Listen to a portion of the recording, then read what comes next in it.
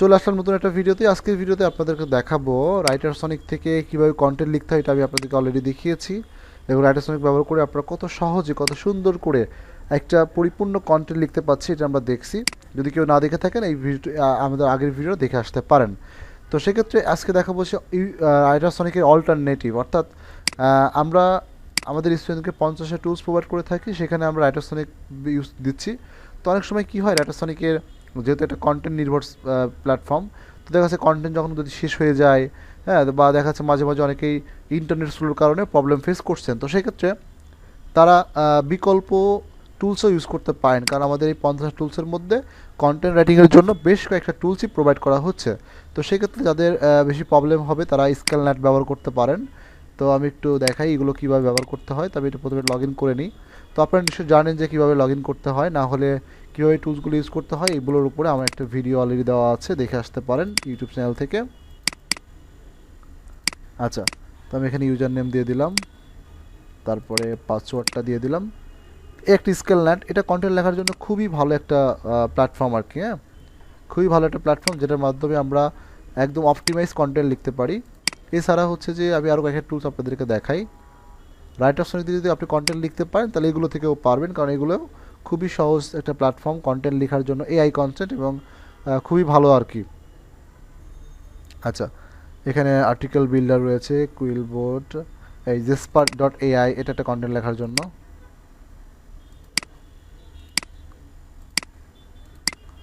যেগুলো testing purpose আছে সেগুলো অনেক সময় কাজ করে না এরকম আর কি। হ্যাঁ, এই যে এখানে হচ্ছে যে ডেইলি লিমিট 5000 ওয়ার্ড, 5000 ওয়ার্ড লেখা যাবে।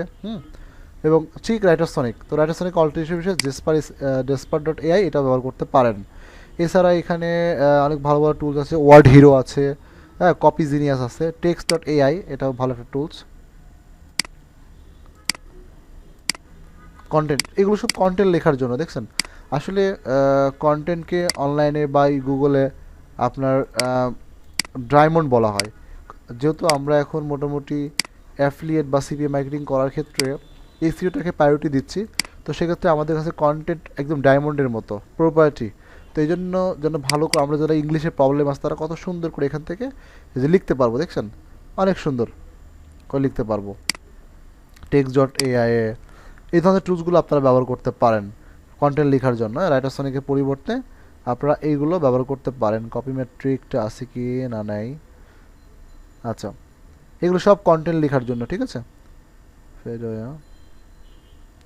আচ্ছা, এখানে আর একটা টুলস আছে, এটা হচ্ছে যে এইটা, এখান থেকে আপনি ভালো কন্টেন্ট লিখতে পারবেন।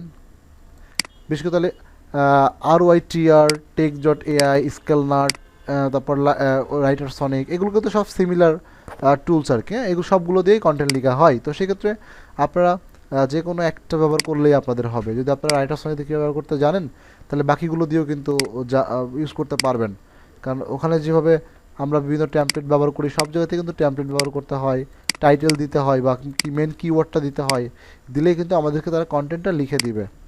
ঠিক আছে, এইভাবে আমরা কন্টেন্ট লিখতে পারি, যে রাইটার এটার মাধ্যমে কন্টেন্ট লিখতে পারি।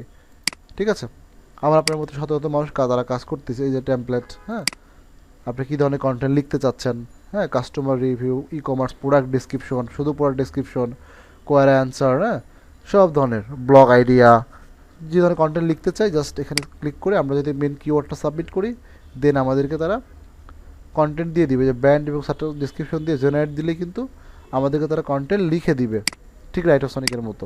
টেক্সট এ তো এরকম, যে long form, product, e commerce, social ads, কিসের জন্য কন্টেন্ট লিখতে চান, হ্যাঁ, রাইট, ঠিক রাইটারসনিকের মতো। তো আশা করি বুঝতে পারছেন, এবং যারা শুধু রাইটারসনিক নিয়ে প্রবলেম ফেস করছেন তাদের জন্য এই তিনটা, আপনাদেরকে এক্সট্রা আরও তিনটা টুলসের কথা বললাম, এই টুলসগুলো আপনারা ব্যবহার করতে পারেন। RYTR, টেক্সট.এআই এবং স্কেলনাট লাইব্রেরি, হ্যাঁ, মানে রাইটারসনিক, এই চারটার মধ্যে যে কোনো একটা দিয়ে আপনারা কন্টেন্ট লিখতে পারেন, কোনো সমস্যা নেই।